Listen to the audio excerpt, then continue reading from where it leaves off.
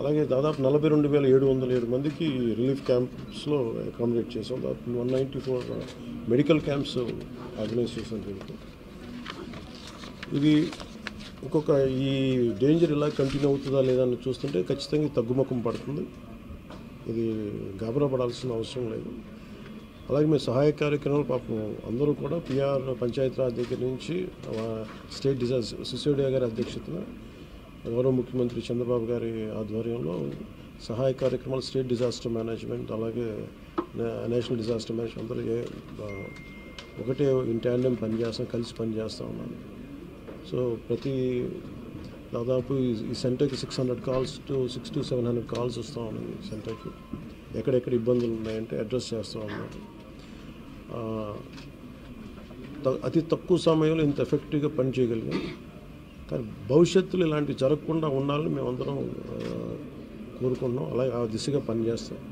ఇది ఒక రోజుతో కాకుండా ఇది రాత్రంతా పాపం సిసోడియా గారు కానీ అందరు కానీ ప్రతి పంచాయతీరాజ్ కానీ అందరూ ఈ డిజాస్టర్ మేనేజ్ ప్రతి ఒక్కరి కాల్ సెంటర్స్లో ఉన్నవాళ్ళు మొత్తం అందరూ రాష్ట్ర యంత్రాంగం మొత్తం ఆల్మోస్ట్ ప్రతి ఒక చిన్నపాటి ఏరియా కూడా ఒక ఐఏఎస్ ఆఫీసర్ని పెట్టి సహాయ కార్యక్రమాలని ముందుకు తీసుకెళ్తా ఉన్నారు.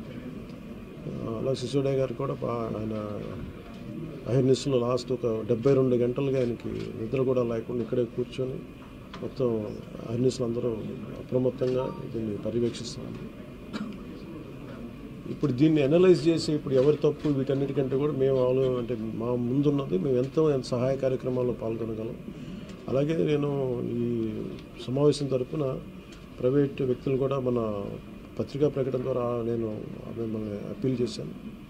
ఈ రోజున మొత్తం రాష్ట్ర హితువు కోరుకున్న ప్రతి ఒక్కరూ 3 పార్టీల వ్యక్తులు మద్దతుదారులు అందరూ కూడా మనందరం ఇలాంటి ప్రకృతి విపత్తులు వచ్చినప్పుడు అందరం కలిసి మనం ముందుకు తీసుకెళ్ళాలి.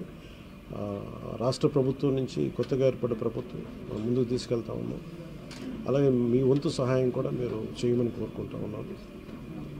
అలాగే నా సైడ్ నుంచి కూడా ఈ ప్రత్యేకించి రాష్ట్ర సీఎం రిలీఫ్ ఫండ్కి ఒక ₹1 కోటి నిధుల్ని నేను చంద్రబాబు గారి రాష్ట్ర ముఖ్యమంత్రి నిధికి నేను విరాళంగా ప్రకటిస్తున్నాను. ఈ సహాయ కార్యక్రమాలకి చిన్న ఒక పూర్తి స్థాయిలో ఏమాత్రం వాళ్ళకి వచ్చినా కానీ నాకు చాలా ఆనందం కలుగుతుంది. ఆ దిశగా రేపు కలిసి వారికి అందజేస్తానని చెప్పి అలాగే ఈ పరిస్థితుల్లో ఒక చిన్న అనాలిసిస్ ఏంటంటే రీహాబిలిటేషన్కి షిఫ్ట్ చేయబడ్డ వారు 42,000 మంది. నిన్న మెసేజ్ కూడా పెట్టాను.